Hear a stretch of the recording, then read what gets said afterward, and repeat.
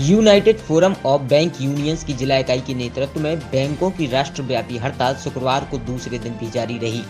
शहर के जवाहर रोड स्थित सेंट्रल बैंक ऑफ इंडिया शाखा के समक्ष बैंकों के निजीकरण के विरोध में प्रदर्शन किया गया। यूनाइटेड फोरम के संयोजक कामरेड विवेक रावत ने कहा कि शासन द्वारा बैंकों को निजीकरण की ओर धकेलना प्रतिगामी तथा जन एवं श्रम विरोधी है। यदि निजीकरण हुआ तो किसानों, छोटे व्यापारियों, आम जनता को ऋण नहीं मिल पाएगा और विकास का चक्र थम जाएगा। श्री रावत ने कहा कि देश के बैंकों में आम आदमी का श्रम से कमाया हुआ पैसा जमा है। अगर बैंकों का निजीकरण किया जाता है तो जनता के जमा पैसे कुछ निजी घरानों के पास पहुंच जाएंगे और उस जमा पैसों पर किसी का कोई नियंत्रण या निगरानी नहीं रहेगी और निवेशक इन पैसों को अपने तरीके से व्यय कर सकता है। उन्होंने कहा कि पिछले 25 वर्षों से सतत बैंकिंग सुधार के नाम पर शासन द्वारा बैंकों को कमजोर किए जाने का विरोध किया जा रहा है, क्योंकि बैंकों का निजीकरण किसी के हित में नहीं। वहीं फोरम के सह संयोजक प्रकाश तिवारी, भारतीय स्टेट बैंक के राजकुमार मंडल ने भी अपने विचार व्यक्त किए।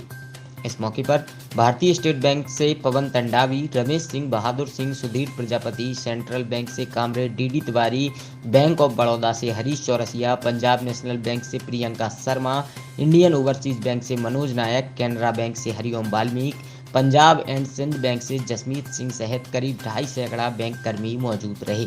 मेरा नाम विवेक रावत है और मैं United forum of bank unions का संयोजक हूँ। ये 2 दिनों की हड़ताल है। 16 और 17 दिसंबर को राष्ट्रीयकृत बैंकों का जो निजीकरण भारत सरकार करने को जा रही है, उसके विरोध में ये 2 दिवसीय हड़ताल रखी गई है। अगर आपकी मांगें नहीं मानी जा रही तो आप क्या करेंगे? स्वाभाविक सी बात है, हम अनिश्चितकालीन हड़ताल पर जाएंगे। तो अभी 2 दिन से हड़ताल, ये बंद कितने रुपए तक का लेन देन प्रभावित हुआ है? हमारा 2 दिनों में छतरपुर डिस्ट्रिक्ट का सारी राष्ट्रीयकृत बैंकों का लगभग 500 करोड़ का नुकसान के करीब आंकड़ा जाएगा। जनता हमारे समर्थन में है। आप देख रहे हैं कि पूरा जनसमूह खड़ा हुआ है और ये हड़ताल जो निजीकरण के विरोध में की गई है, ये जनता के लिए है। भाई, जनता का पैसा बैंकों में जमा हुआ है। आपको बता दूं, भारत देश में जनता का जो 70% पूंजी जमा है वो राष्ट्रीयकृत बैंकों में जमा है। जब ये राष्ट्रीयकृत बैंक निजी हाथों में चले जाएंगे तो जो जमा पूंजी है उसका कोई एक व्यक्ति मालिक हो जाएगा, उसको अपने उसका उपयोग करेगा। आज जो हम छोटे छोटे लोन दे पा रहे हैं, ग्रामीणों को लोन दे पा रहे हैं, दूरस्थ अंचल में लोन दे पा रहे हैं जहां निजी बैंक नहीं है, ये सारी सुविधाएं बंद हो जाएंगी। तो जनता हमारे साथ है। मैं पवन तंडावी, मुख्य प्रबंधक RSCC स्टेट बैंक छतरपुर से। किस प्रकार की हड़ताल की जा रही है?